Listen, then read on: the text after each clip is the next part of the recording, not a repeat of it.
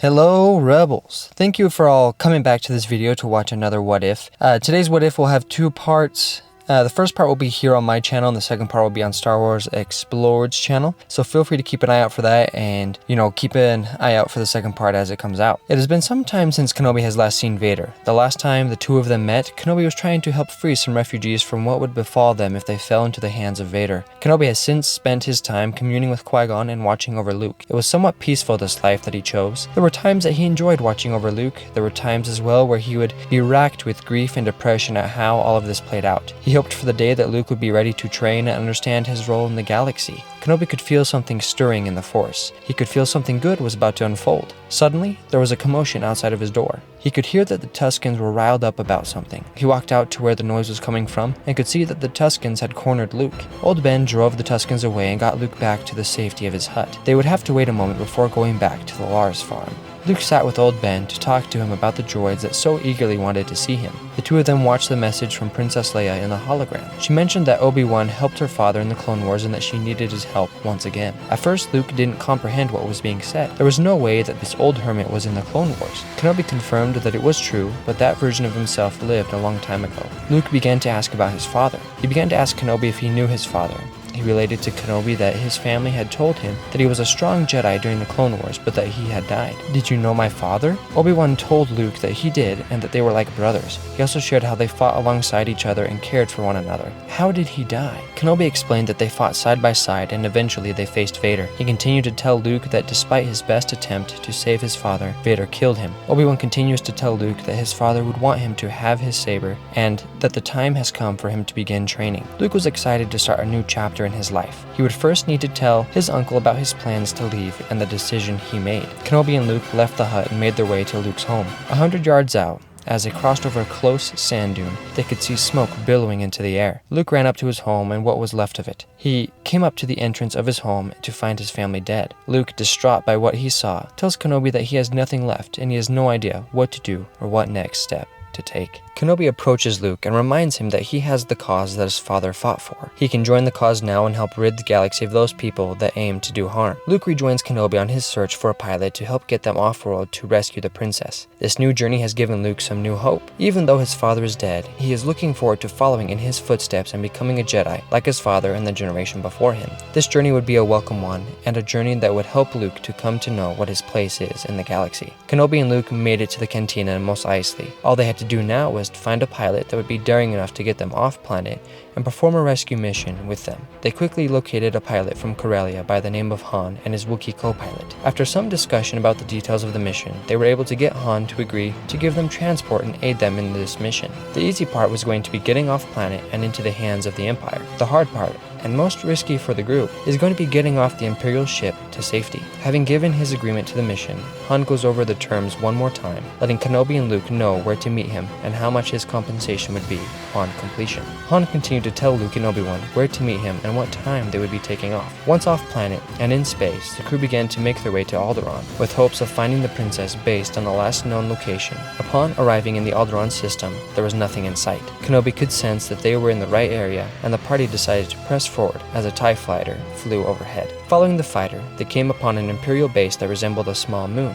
Now having been caught in their tractor beam and not wanting to be discovered, they hid in the floor panels. Once they landed and having waited for the last of the search party to leave, Luke and Han jumped some stormtroopers and left to go see if they could find any trace of the princess. Kenobi waited a moment and then went to find the reactor for the tractor beam. They would have to disable that if they were to have any hope of escaping. Kenobi walked down the ramp of the Millennium Falcon, pausing at the bottom. Kenobi could feel a presence that he hasn't felt in a long time. Almost immediately, Kenobi knew that Vader was on the ship and that Leia must be here as well. Obi-Wan knew that he couldn't waste time on who was on the ship and must focus on getting the tractor beam shut down. Kenobi continued onward, relying on the Force to guide him to where he needs to go. It didn't take long for Kenobi to find the reactor room for the control of the tractor beam. He worked his way around to the shut-off switch for the beam and turned it off. With the beam now turned off, Obi-Wan made his way back to the Falcon so they could leave. While Kenobi made his way to get the tractor beam shut off and then back to the Falcon, Luke and Han made their way to a control room to find where Leia was at on the base. They promptly found her location and made their way to the detention block to free her. They got her out and made their way back to the docking bay. As they got back to the bay, on the other side of the room they could see Kenobi headed their way. Vader's presence grew stronger and stronger the closer Kenobi got to the Falcon. He knew that he would have to face Vader again,